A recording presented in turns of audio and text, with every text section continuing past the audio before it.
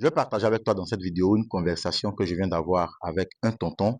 Oui, tu l'as bien entendu, un tonton qui me suit aussi dans mes activités et qui vient de manifester le besoin et l'ambition de pouvoir enfin acheter des terrains avec moi. Vous savez, c'est toujours bien pour un jeune entrepreneur comme nous d'avoir des proches qui vous checkent, qui vous observent et quelquefois qui sont intéressés par ce que vous leur proposez. Mais ce tonton-là, c'est vrai, il a confiance en moi. Je pense qu'il a vraiment confiance en moi.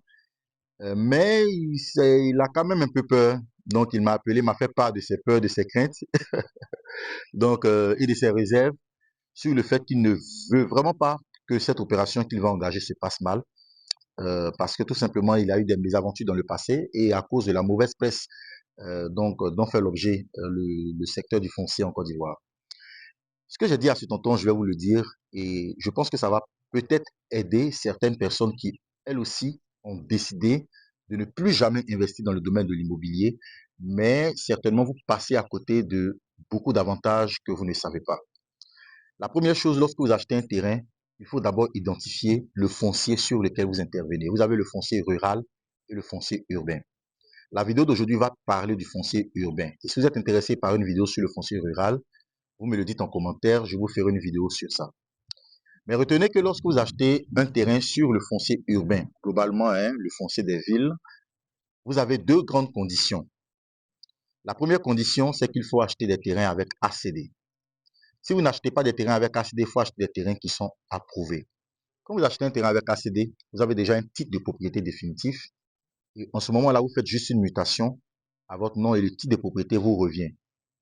Et cette mutation est faite par un notaire. Lorsque vous achetez une parcelle de terrain qui est approuvée, vous n'avez pas encore d'ACD. Mais vous avez la possibilité, avec des documents qui sont prévus par la loi, de demander donc que le ministère ou en tout cas l'autorité locale puisse signer pour vous votre ACD. En ce moment-là, vous allez rejoindre la première condition. Hormis ces deux conditions, tout autre type d'acquisition, financement de lotissement, préfinancement, avec certificat foncier, avec titre foncier, peu importe, titre foncier rural, je vous l'ai dit, peu importe, tout autre type d'acquisition peut être classé comme risqué ou dangereuse pour vous. Et qui parle de risqué ou dangereuse dit que vous pouvez effectivement perdre votre investissement. À bientôt.